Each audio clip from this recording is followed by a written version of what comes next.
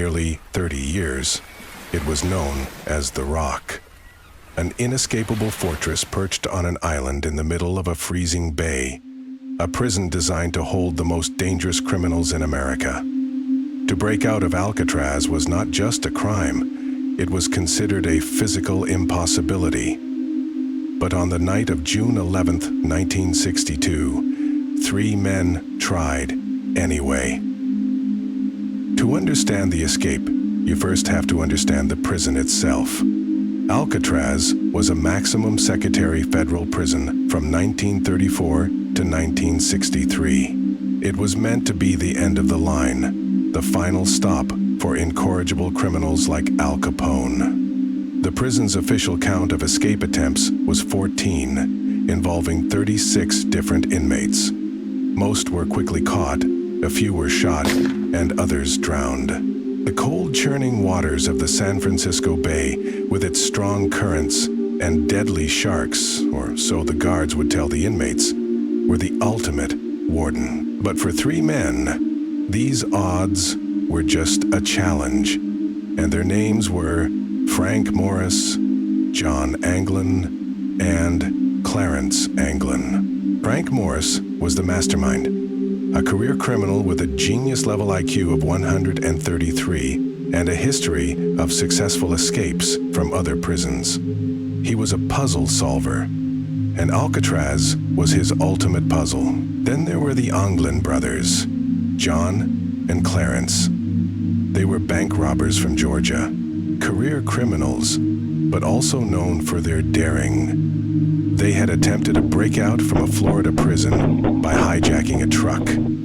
They were tough, resourceful, and loyal to a fault. These 3 men were not just cellmates, they were collaborators. And for months, they had a secret. A plan so audacious, it bordered on madness.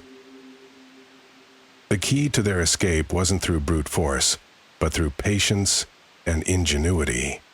Their cell blocks, cells B138, B152, and B150, were located at the end of a block that had been plagued by moisture issues.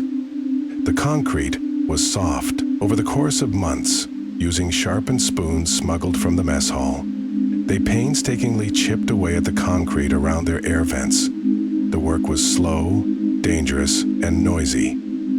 They covered the sound with the music from the daily recreation period, and with the noise of an accordion Frank Morris played.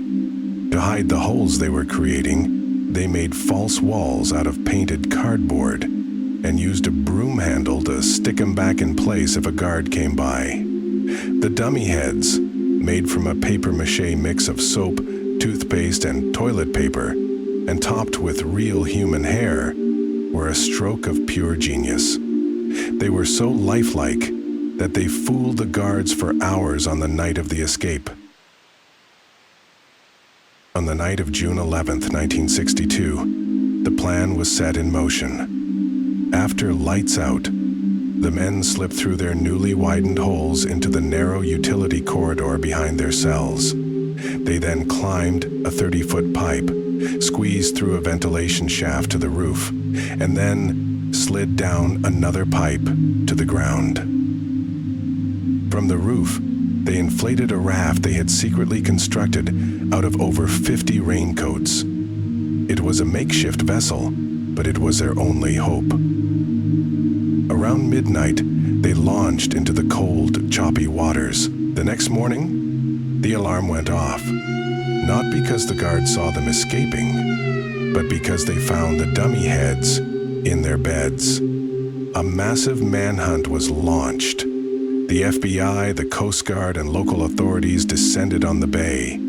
They found the raft, a few personal items, and a paddle floating near Angel Island. But of the 3 men, there was no sign. A few months later, a man claiming to be John Anglin's family friend received a letter from them. It was a hoax, but then there were the strange postcards and phone calls, and the fact that family members said they heard from the brothers years later. One relative even claimed to have met them in Brazil.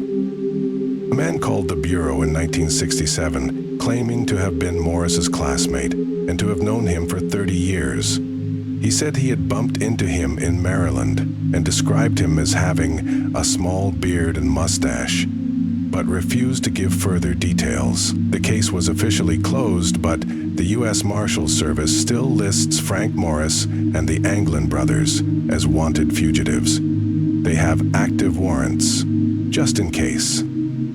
The prison was closed the following year, largely due to high operating costs. But the myth of the great Alcatraz escape lives on. Was it a story of a brilliant escape, or a tragic failure that ended in a watery grave? We may never know for sure, and maybe that's what makes the story so compelling.